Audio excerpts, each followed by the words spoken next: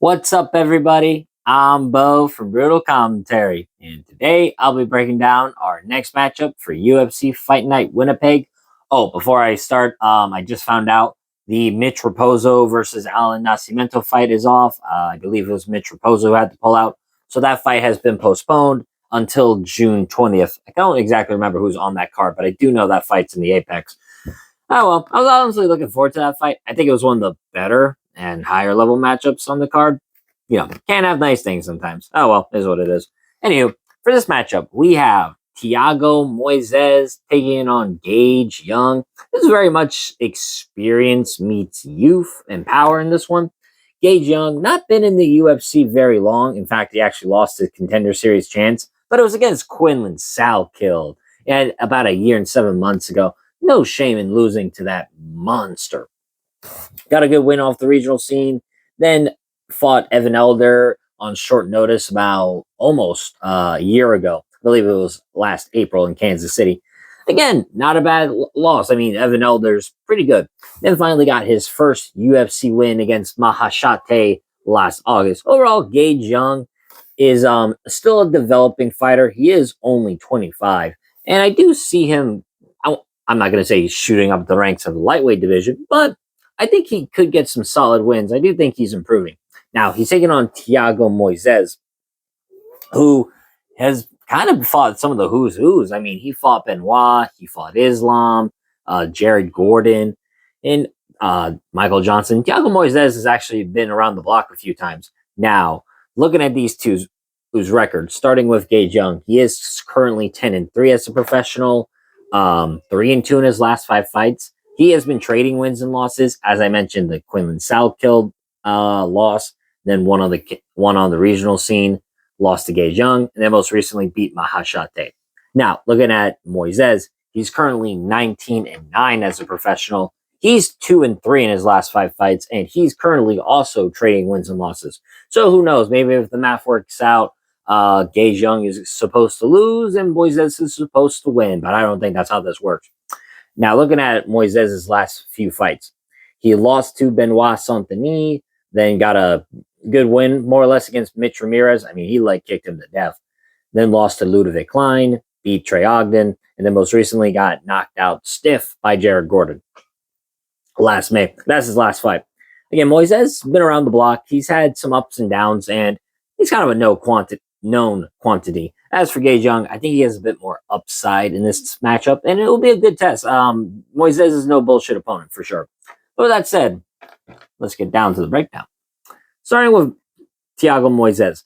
For what Moisés brings, definitely high-level offensive grappling. I mean, he got a heel hook on Michael Johnson. That kind of shows he's got really good submissions. He even submitted Melky Costa. Granted, it was short notice, and Melky was fighting at lightweight, not featherweight. But still, the win has aged beautifully for Moisés. Just overall dangerous submission artist and very good technical striker is what Moisés brings. Like his leg kicks in particular, the way he just kept beating the calf of Mitch Ramirez was very good, including his leg kicks against Trey Ogden. Overall, Moisés is pretty good technique-wise for his striking. But the biggest issue Moisés has always had is his wrestling. He's not very good at offensive wrestling, and oftentimes in order to get his opponents to the ground, Moisés either has to pull guard, which usually leads to disaster, or take damage before eventually taking down his opponent with him. But lately, that durability has been a bit of a concern because you look at Moisés in his last few fights, he has been either rocked or dropped, right? Benoit finished him with strikes. Mitch Ramirez didn't do much to him, but Ludovic Klein dropped him. Trey Ogden hurt him. And then Jared Gordon knocked him out pretty badly in their fight. I don't know. Maybe I'm overstating it, but it felt like Jared Gordon knocked out Moisés with the first significant strike he threw, or at least lined up the perfect shot. So for me, I think Moisés, even at 31, it feels like his durability is declining because he's getting hurt more often than not.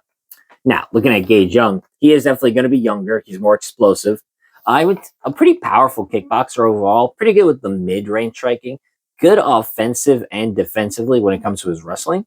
And overall, Gage Young has shown a good ability to sprawl and brawl, good physicality for this weight class, and overall just enough offense to capitalize on openings. And more importantly, it's not very easy to control. Now, when it comes to his offensive wrestling, a lot of Gage Young's wrestling comes to not just the takedowns, but also pretty good at, even if the initial shot gets tough, he's good at pushing his opponents toward the fence, elevating to a body lock, and going for the trip from there. And overall, for the striking, as I said, good mid-range kickboxing. Also, pretty good at, excuse me, excuse me. I would say pretty good with his kicks, good at combos, and good at firing off a punch combination, ending with a kick. But overall, Gage Young has definitely proven he's not just a brawler, but has good technique with him. Now, looking at this stylistically, more or less striker versus grappler. I mean, both can do everything, but I think Gage Young would be better if this fight was on the feet, while Moisés, I think, definitely has a grappling advantage in this one. So for Moisés, he's definitely going to want the fight to hit the ground, scramble, and look for a submission. For Gage Young, he's going to want to keep this fight standing, defend takedowns, and overall just land the power shots. And I think he can hurt Moisés in this fight. The key factor in this one is, can Moisés get it to the ground? Because if he can, I definitely see him controlling Gage Young on the ground en route to like winning the round or finding a submission. But if he can't, and he's stuck on but if Moisés can't take down Young and this is stuck on the feet, he's going to get outstruck, I think, by the younger, harder hitting opponent. And that's where things get risky for Thiago Moisés. Excuse me. So my final assessment. Moisés definitely has a skill advantage when it comes to the ground, at least. I think striking-wise, both are even, but like I said, I think Gage Young hits harder.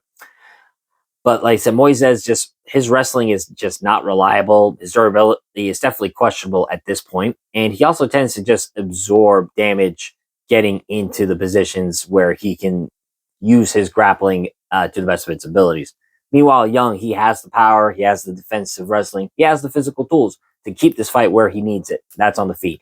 I honestly think Gage Young will do a really good job of stuffing Moisés' takedowns, keeping this on the feet. As long as Gage Young doesn't do something stupid like defend the takedown and then stay sprawled on Moisés and not immediately get back up, I think Gage Young is going to win this fight. I'm going to pick him via TKO, via sprawl and brawl. Just defend the takedowns from Moisés, beat him on the feet, and then finally find the shot en route to a TKO. So once again, I'm picking Gage Young. I'm going to pick him via TKO.